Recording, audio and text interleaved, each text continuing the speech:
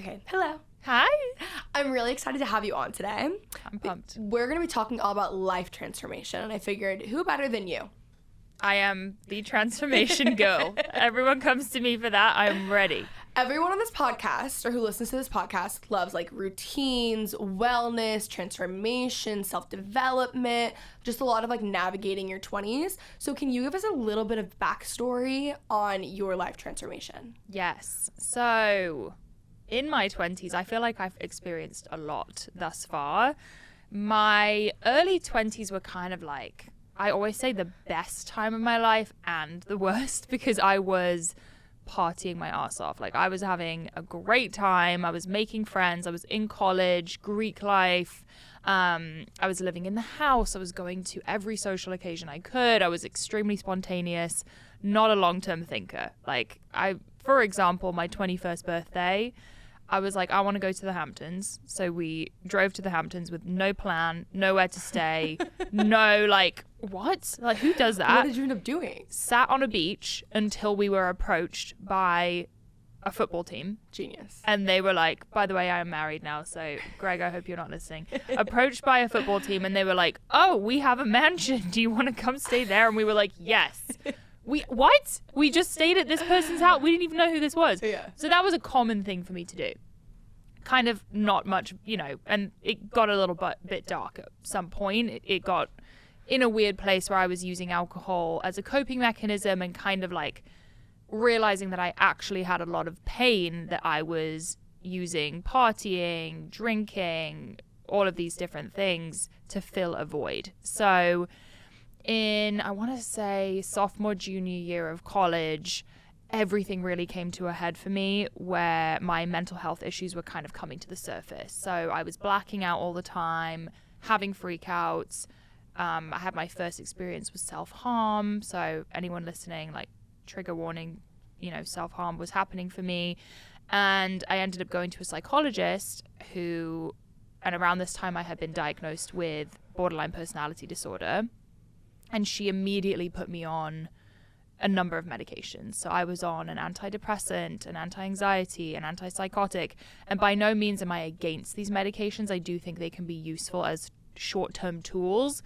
But to be put on that amount with no understanding of what that would mean for me, or the fact that I couldn't drink, or the fact that it would completely change my life, I had no idea. So I continued drinking on these medications, and then things really spiraled out of control. I feel like I'm on a long tangent right now. Keep going. You're good. Okay. So that was my low point, and things just got worse. My apartment was a wreck. Greg and I, who's my now husband, we had broken up at this point because I was really incapable of taking care of even myself. I was failing every class. I had no friends. It was bad. And I really had, the way I describe that time in my life is it was kind of like a psychosis, because I had no grip on reality at all. Like, I wasn't really aware of what was going on, probably because of all the medication I was on. And eventually I decided to drop out of school. I was a semester away from graduating. I moved home with my dad and decided to cold turkey come off medication, which for anyone who's done that knows it's brutal. It's like a detox you have to go through, and you're not fully yourself for months and months and months and months. So I went through some weird phases, which I found out now are pretty common when you come off medication. Yeah. I went through a month of shoplifting, which, if you know me, is so unlike me. I've never been into shoplifting. I don't break any rules. And I suddenly was shoplifting. Yeah. So that was like 0 to 100. What? Yeah. Like, now I look back and I'm like, what was I doing? But I found out that detoxing from meds like that, you can have sort of like compulsive tendencies like that. So anyway, coming out of this super rough period of my life, I found fitness because I wanted to find something I could control and say, okay, nothing's in my control right now. I don't have a job. I don't even have a degree. I need to get something under my control and move the right way. So it literally just started with walks every day, which ultimately turned into me going to the gym and falling in love with weightlifting, and then tweaking my diet, having oatmeal instead of a muffin every day, and kind of cleaning things up, getting some protein in. And basically I dedicated my life for 9 months to this fitness journey, which in my head, I think, as we said at the beginning, a lot of people associate me with like the weight loss. For me, that journey was more so just a mental transformation. Like I wanted to become a capable, strong individual, because before that I would fall apart at the smallest thing. When I didn't have alcohol, I just fell apart. This is what I wanted to talk to you about, because I do think everyone views you as just fitness, but it's very clear that it's so many different elements in your life. I want to talk a little bit about BPD. Did you even know what it was before getting diagnosed with it? No. I only found out about it. I read a book, Stop Walking on Eggshells, and that changed my life. My therapist told me to read it. I know the book. Yeah, it's so good. And I have like mental health running like rampant through my family. I'm diagnosed with multiple things. Like it's just like a very big thing in my family. And reading that opened my eyes to so many things, because I wasn't even familiar with BPD. I was more familiar with bipolar disorder or anxiety or depression. Yeah. So what were some like key elements that you found that were very true like BPD like symptoms? Good question. And I think it's so important that we talk about it, because borderline personality disorder, even in the name, is so intimidating sounding. So when I was diagnosed, I didn't tell anyone. I actually thought I wouldn't tell anyone to this day, because I felt like it was embarrassing. Some of the key symptoms I had: major issues being alone, like could not stand it, to the point where being alone in my dorm room, I would do anything to fix that. What party can I go to the point where I would even shower with my friends in the room. Like it was a strange amount of pain that I would feel when I was by myself. Identity issues, like core fundamental who am I identity issues, kind of throughout my teenage years into my 20s, finding myself being a chameleon to whoever I was with, what situation I was in, what mood were people around me in. I wasn't my own person, because I wanted to morph into whoever the person I was with wanted me to be. Mm-hmm. Self-harm is a telltale sign of BPD. A lot of people struggle with self-harm that have BPD, which is super unfortunate. Suicidal thoughts, and super turbulent issues with interpersonal relationships. So people I was really close with were the people that I had the most ups and downs with, if that makes sense. Yeah, I've heard it's like the way they described it in the book too, which was interesting to me, was talking about like the closest people to you. Like one day they were the best person in the entire world, the next it was the absolute worst. Yes. And it was just that book I cannot recommend enough to anyone and everyone, even if it was just so helpful to me as someone who doesn't even have BPD, but just like dealing with, people around me in general. It was just, and like my own stuff, like it was honestly the most helpful book I think I maybe have ever read. Okay, so I need to read it then, because my parents read it because of me, and I saw it around my house all the time, but I actually never read the full book. It's funny because I've been with my therapist for 3 years now. In the first session I went to, she recommended that book to me. And she was like, you really need to read this. And then about a year and a half later, like some really bad things had happened. And she was like, and the background on me is that I read like 2 books a week. Like I am such a reader. Someone tells me to read something, I will read it. Like I love reading.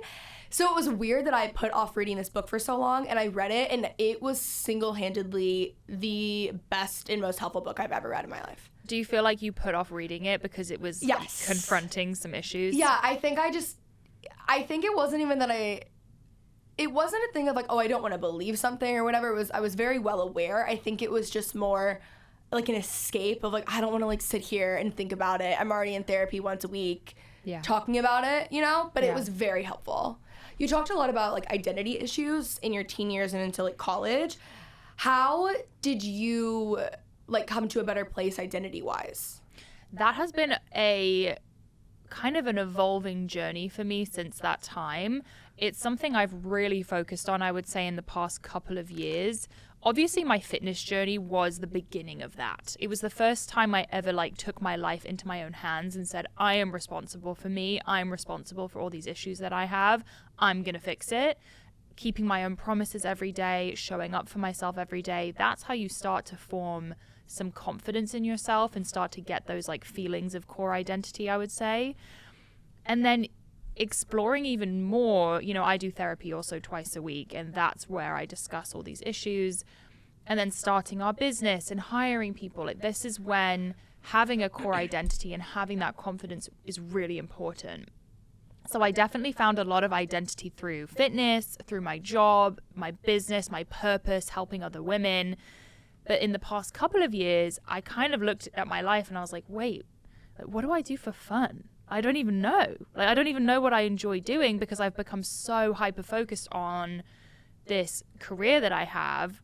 What are my hobbies? So I started exploring, different forms of exercise. Like I tried Pilates, or I was trying hiking. I was trying all these different things, and tapping into kind of that inner child work. I was like, well, what's something I loved when I was younger? Horseback riding and animals in general. And I want to talk to you about this because you said it in your recent vlog.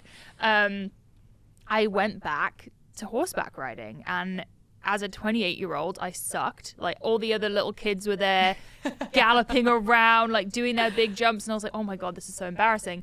But I've gotten back into it. I think I've been doing it for 5 months now. And I spend every weekend at the barn. I've never been happier. It feels so true to who I am. And I think when you're doing it for you, when it doesn't even benefit anyone around me, it doesn't benefit my career. No one cares if I'm doing it or not. It's just for me. So yeah, I'm kind of chipping away at like finding who I really am. And, yes, I have BPD, but also I think in our 20s, a lot of people are still chipping away at who they really are. There's this book called The Defining Decade. And have you read it? No, I need to write it down. It's really good. And they talk about identity capital. And I went through a very low space a couple years ago where I was like, I have no idea who I am. I have no idea what I'm doing. Like really just the lowest of the low identity-wise, I would say. And I started to think about it, and I'm like, what does that even mean? And I feel like identity to me was like a way bigger, it was really big in my head, and this huge, almost like a huge thing I had to like tackle. And they explained identity, they had this example, and I think they call it identity capital, but it was like, basically you are one person, and then your identity, like, it's like your hobbies, the things you like the people around you, just like so many things that are built up into one thing. It's not just one almost like big purpose. It's like different hobbies and different interests and actually exploring that. And for so long, I was only doing things that were like gonna benefit my career, and I wouldn't do things that I just like to do. Like I got back into reading. I started riding horses again. Like I started doing so many things and hobbies that I actually enjoyed. And over time, that fear that I had, or almost this like existential doom that I was feeling of like I have no idea who I am, just slowly went away because I was like building the smaller things. So it was helpful for me to not, almost weirdly, like not look at it big picture and just take it one day at a time. And also like I feel like we're always going to be building identity. It's not something that you just like wake up one day and know. Yep. But it was really, really hard. And I feel like everyone feels this at any age, but especially in your 20s. 100%. Also, great thing you said. It's about the little pieces coming together, and it's okay for things to coexist, because I struggled with that concept when I first started this identity journey. I can like riding horses and being present and calm, but also be a business boss at the same time. Yes. I think having those two things at once made me feel like, wait, which one am I? I have to pick one. You don't. You can be both. I love the concept of being both. And I also love people who, like, their life path almost would, like, traditionally contradict itself, you know? Like, exactly what you just said. I don't know. I think the people who I find to be the coolest and the people that I admire the most are people who are, one, like, so comfortable with themselves, they make everyone else around them more comfortable, and then two, like, they never hold themselves back based on maybe like a societal standard or a societal norm, like allowing yourself and giving yourself the freedom to like do whatever you want. But I think that is so cool. I love that. Isn't your brand called Breadwinning Housewife? So that is kind of where that happens. I keep thinking about that. Yeah, so it's just like stuff that we did on merch. It was like 2020, and it was like I hadn't left my house in months. It was the pandemic.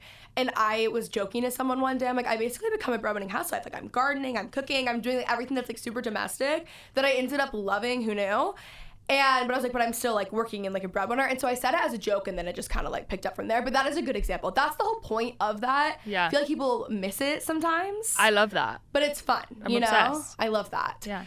Okay, let's talk about the emotional aspect of transformation, emotional, spiritual, mental, whatever you want to call it, healing your inner child, like what was some of the work that you needed to do to get to a better space? Ooh, I feel like I'm still doing it. Like, all of this stuff is an evolving journey. I don't ever really feel like I'm at the end of it, but I'm definitely so much further along than I could have ever have imagined. I think for me, I grew up super shy, super unsure of myself, really reserved.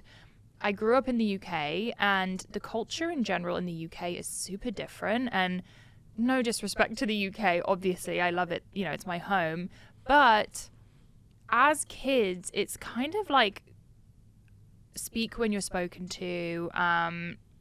Don't act too confident because that's rude. There's a different like set of values there. So when I moved to the US, I was 10 years old in 5th grade, and I remember the kids were all super loud and themselves, and they were goofy, and I was like, oh, this is different. Like, I couldn't be this way in my school. And I think it took me a really long time to feel confident in my voice and being okay with like showing up as the best version of me, because in the UK I kind of felt like, I don't know, I had to be small.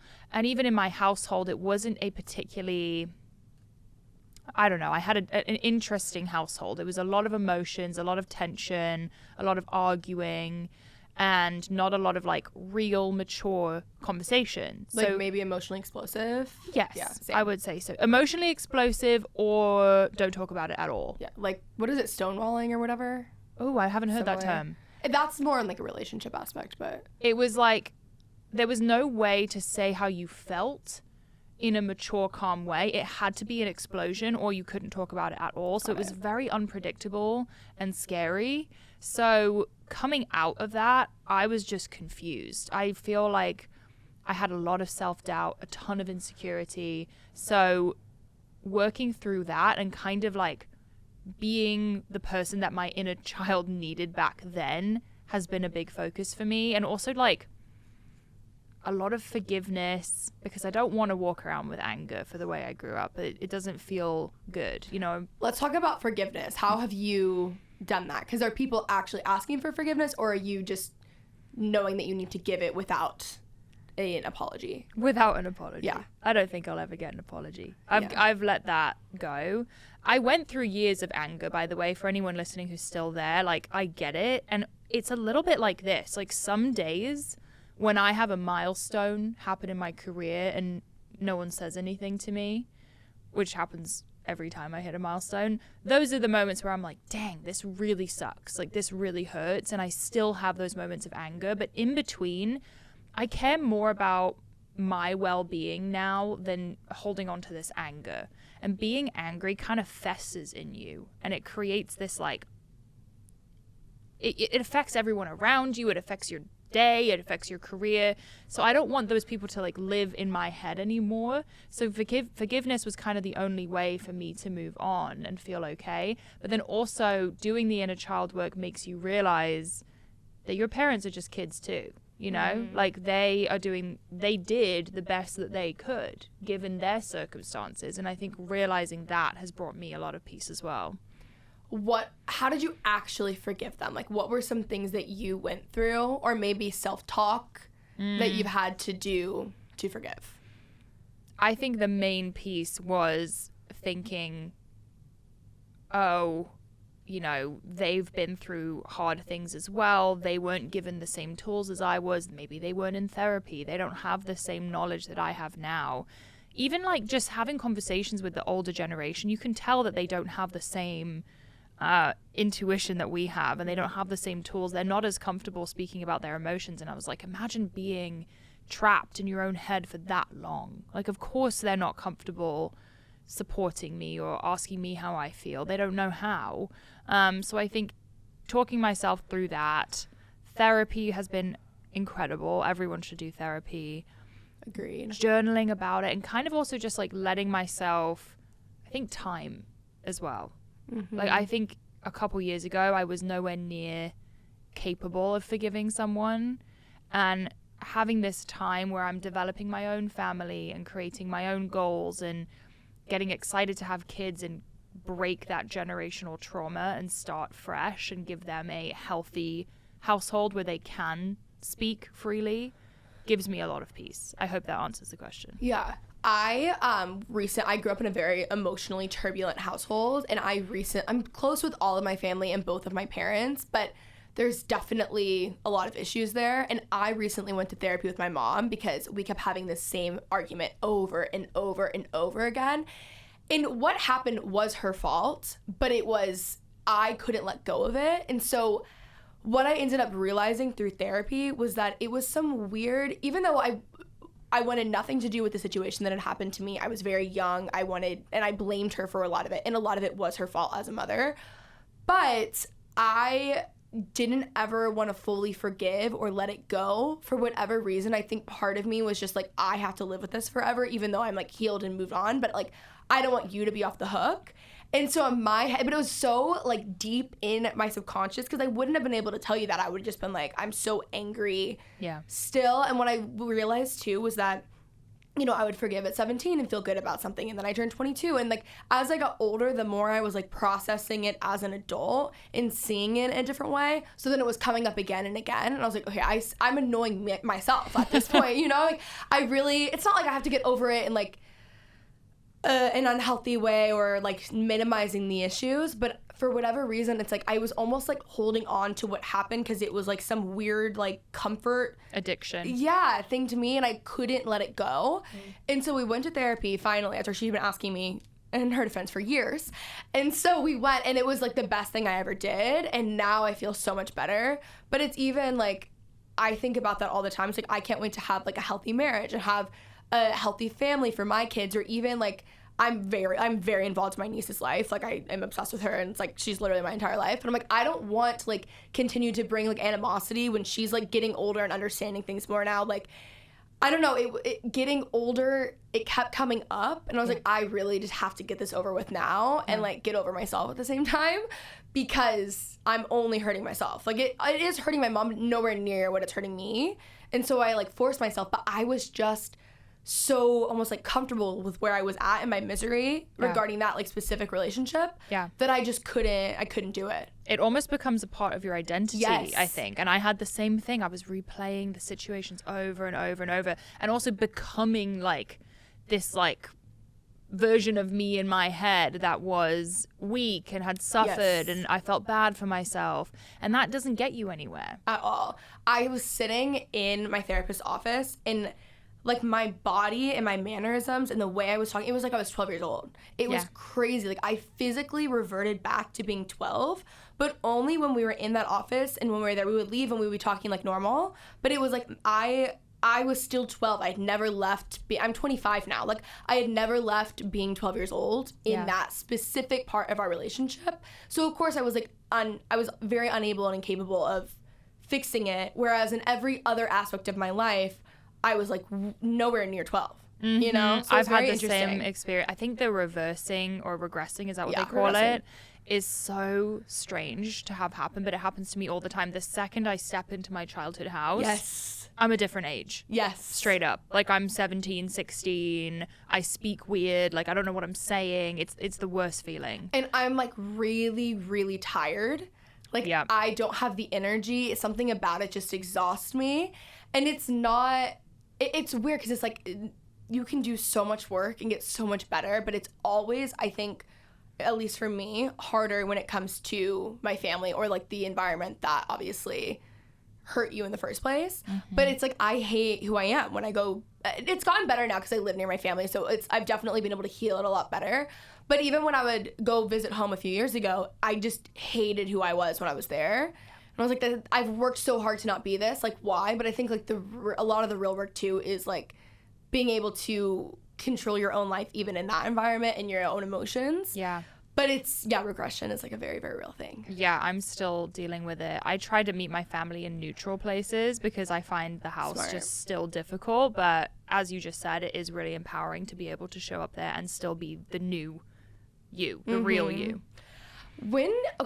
I hope this is like doesn't come off like offensive. This is more so like me asking a question. So how do you not, growing up in a turbulent household, I found that as I got older, even though I didn't realize it, like I had like limiting beliefs about myself, or I was like, well, my friends growing up had great families. Like why, and I have a great family, but like had really healthy families. Like why didn't I grow up in that? And it wasn't a jealousy thing. It was more so I had beliefs almost that I'm working through of like, maybe I'm not worthy of love, or I'm not worthy of, whatever it is. Have you found that's affected you? Of course. Okay. Of course. Good. I feel like less alone. Not that I want you to feel that way, No, but I'm like, I'm not crazy. That's not offensive at all. Okay, good. Limiting beliefs are I literally just had a therapy session about it last week. We had a list of limiting beliefs. I'm not lovable. No one likes me. I'm not capable. These are things that I struggle with every single day. I was even telling my assistant on the drive here this morning, I'm trying this new exercise I learned from Mel Robbins, where you look for hearts everywhere you go. So it could be a leaf that's shaped like a heart. It could be a shadow. It could be a cloud, because I need constant work to keep myself in a positive place where I'm encouraging myself and showing up confident. And Mel Robbins was speaking about changing your mindset and that being a useful tool. So I'm like, okay, I'm looking for hearts everywhere I go. So yeah, every single day I'm working on my limiting beliefs. How are you practically doing that? It's a good question. I think I'm just going to default back to fitness. Fitness is a big part of my life, and I think showing up for myself and keeping my own promises has been just huge for me. And that applies to work as well. If I tell myself I'm doing something, I'm doing it, because if I don't show up, you lose confidence in who you are. Do you know that Ed Milet quote? Which one? Confidence is built by making promises to yourself and keeping them. Yes. Yeah. Oh, I love Ed. Me too. Obsessed with Ed. Love him. Some people think he's too dramatic, but I just love it. He reminds me so much of my dad, because my dad is like that, but he's very emotional. Like, my dad is a crier. Yeah. So, like, when I listen to him, and my dad is also obsessed with him, but when I listen to him, I'm like, this is literally my dad. I love him. I love him. Do you know that the other day he had a quote in his podcast that was like, I think I've said it 10 times in my podcast, we are most powerfully positioned to serve those who we once were. Wow. I'm obsessed with that quote. I love that. Obsessed. But yeah, I think keeping my own promises, and what was the original question? Limiting beliefs, working through them practically. Oh, therapy. Yeah. And literally just confronting them head on and being like, yeah, I have this belief that no one likes me. And then we work through it and we count the stack of proof I have that people do like me. So my therapist will say, well, what about this time that you were invited here and you said no? Or what about this time? Mm-hmm. A lot of the time, I feel like we actually, like you were saying, it's a comfort for us, Yeah. So I'm really quick sometimes to write people off, because in my head, I'm like, oh, they don't like me. It's fine. I knew that anyway. Mm-hmm. That's why they canceled on me tonight. It's fine. I was ready for that. I knew. So just catching myself in those patterns and not falling into it, and kind of a lot of self-talk, honestly. And I think filling in the blank obviously is a self-defense mechanism, but it's also a weird control thing as well. Yes. Where you have comfort in being filling in the blank, where a lot of the time with other people's thoughts or what you think they're saying, or projecting your own insecurities or your own weird thinking onto other people, and then it starts to go to worst case scenario, and it is so difficult. Oh my god, worst case scenario is where my head lives Yes. most of the time. So I really have to work on that. Projecting is a major thing for me, for sure. What are tools that you use to self-regulate your emotions? Oh, that's such a good question. So at the beginning of my BPD journey, DBT, dialectical behavioral therapy, was huge for me. So I would go to a group class and we had a DBT workbook that we would go through, and it's literally holding ice in your hands, because that gives you this I think it's specifically good for your nervous system. That's why we're all obsessed with cold plunges now. Holding ice is a better way of handling things than self-harm, obviously. So I did that for a while. There was other tools like going outside, going for a run.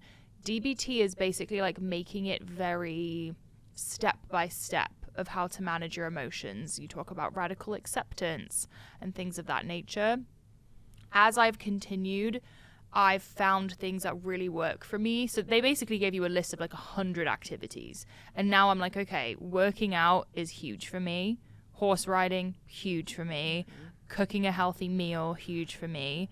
Connecting with people who I feel support me and love me, huge. So finding things that specifically work for me. Also, getting off social media. I know we all say that, but this past weekend, I deleted the app and I had the best weekend. I didn't care what anyone else was doing. I felt so much more present and in my day, truly, and happy with what I was doing. And I just feel like my emotions are way less volatile when I'm not on social media. I used to do that so regularly. Like once a month, I would delete the app for like 4 to 5 days. Wow. I would do it all the time, and I haven't done it since probably 2020. Maybe I think the last time I did it would have been 2019. But I used to regularly do that, and I saw you posted about that today, and I was thinking like, I need to do that. My friend JC doesn't even have the app. Well, she went off of off Instagram for like 6 months. She doesn't even have the app on her actual phone. She has like a work phone that she uses, and I'm like, I don't want to have 2 phones, but like that's what I want. I'm like, I want to be less connected in that sense. 5 days is a good length. Like, I would love to do a 5-day. But that's not realistic when, like, your job is online, you know? So that was a lot of the issue. But I want to start doing, like, at least 1 weekend a month. Mm-hmm. Because you know what my theory is? No one's really on their phone on the weekend anyway. It's true. You know what? No one's really checking. And, you know, both of us do our work on the phone. But we can be as successful during the week and posting everything we need to between Monday and Friday, I think. Mm-hmm. And also taking those 2 days, like you can get that. I find that I get my best ideas when I step away. Absolutely. So we're probably coming back better anyway. In college, there was this like teaching that we were given, and I think about it all the time still. And it was like, the idea was holding everything with an open hand. So if you have your hand out and you're like holding on to your career, your relationships, a friendship, an idea, your future, whatever it is, when you're holding on to something too tightly, you're suffocating it. And so when you're able to like let things breathe a little bit, like there is such thing as like working too hard to where you're not allowing anything the space to grow, because you're so, I think it's like a very deep, like, I think a lot of it goes back to like limiting beliefs and a lot of like more of like a mental thing. But I found for myself, when I give things space to breathe, even if it's like just something as simple as like getting off Instagram for 2 days, I get the best ideas and things work out for me the best, because then I'm in a better space. So everything that I'm posting is better. Yes. And I especially when like you are kind of like your job, when I'm not in a good space and I'm like posting stuff like and I'm in a weird mood, it's not good anyways. Yeah. So like deleting it is good. I also think work, for me, we were talking about that comfort. Work for me is a comfort. Same. So if I'm freaking out, I work my face off because I'm like, oh, this feels better than actually acknowledging what's happening. So we just zoom in so hard and we're not actually moving the needle. We're not coming up with new ideas. We're not moving along on a long-term basis. I'm just obsessively checking off the to-do list because it feels good. Yeah, same. And then I'm suffocating it, and then nothing's going well. And it's like, I'm sitting there like, what am I doing? You know what I mean? And it's like a never-ending cycle. Yes. So I'm going to go back to deleting social media off my app. Like once a month. I'll do 2 days. I'm joining you. I might do it as a weekly thing, honestly. Yeah, honestly, me too. My life in Texas, though, I will say, is so much better than when I was in LA. My life here was just... I was also a student, so like every single hour was booked. I had no time to do anything, and then I had to do a lot of my work on the weekends. But now that I'm in Texas, I have a way bigger divide, and like most of my friends are not like influencers. So like my weekends there are so normal, and I'm really not on my phone as much that it is already so helpful in that sense. So I just need to just do it. It's nice to be around people whose lives don't revolve around social media. Really nice. That's the thing with LA. It does get a bit toxic sometimes, I think, because everyone's talking about it. It's like, oh, did you see this? Oh, did you see this? Let's take a photo here. I try to leave LA every weekend as well. I've been down in Orange County. Even just getting that separation has been nice. My friends don't even know anything that's going on ever. Like if I tell them something, like if someone's getting canceled or there's something or whatever, they're like, who is that? Like they just don't know. And also I think, yes, it's nice to have people whose lives don't revolve around social media, but it's also nice to just have really good friends who have totally different career paths than you, because that in itself is inspiring and just interesting. Like I like my relationships a lot better when we all have different interests, because it just brings more to the table than us all doing the same thing. Totally. Not even in a competitive way, just like, I'm interested in what you're doing, and it's not the same thing over and over again. And I think it helps you gain perspective. Like, Yes. I think sometimes it feels like what we're doing is so intense and yes, it's important and we're living out our purpose, but like, we'll be okay. You know, if we miss a post, we'll be okay. If we miss this, we'll be okay. And hearing from other people and getting the perspective of like, I don't know, it just helps. It helps you have a better outlook, I think. There's more to life. Mm-hmm. Okay, so I want to end off talking about if you want to make a life transformation. Yeah. Do you think someone should like sit there and plan it, or should it be a day by day thing? Like, what would your like more like practical tips be? So I can speak to the way I handled it. I did not have a plan. I just knew one foot in front of the other type of thing. Like, I woke up and I was like, okay, today's the first day we're doing this. And it's not like I suddenly changed everything I was doing. I went on longer walks, or I, as I said, swapped out the muffin for the oatmeal and added the blueberries. It was nothing crazy, but I just knew I was moving in the right direction. And each day just doing a little more, a little more, a little more. You would be shocked at where you are in a couple of months. And also not throwing in the towel after one bad day. That's so important. Like, I knew in my head, I always say this, I knew I would get something good out of working hard every day. I didn't know what it would be, but I knew something good would happen. If you told me back then I'd be here right now, like with Bloom Nutrition, with the people I have in my life, with where I'm at, I wouldn't believe you. Like, I simply wouldn't believe you. But it was literally that first day that got me here now, if that makes sense. So it was little by little baby steps for me. I think that's so much less overwhelming too. Yeah. And when you think about something in smaller steps, it just seems like, oh, I actually can do that one day at a time, versus when it's like, this is my goal. It's just so much more overwhelming that way. I think if I said to myself, oh, I'm going to lose 90 pounds, I would have been like, what the fuck? Yeah. No way. There's no way that's happening. So I think for me, it was step by step. I love that. Okay, thank you so much for coming on. Thank you for having me. We're recording a podcast swap as well, so go listen to the other episode, and then where can they find you? You can find me at Mari Llewellyn, MarilLewellyn, and my podcast is The Pursuit of Wellness with Dear Media. Amazing. Thank you. Thank you so much. All right, guys, I hope you enjoyed. If you did, let me know by giving it a nice thumbs up and subscribe for more.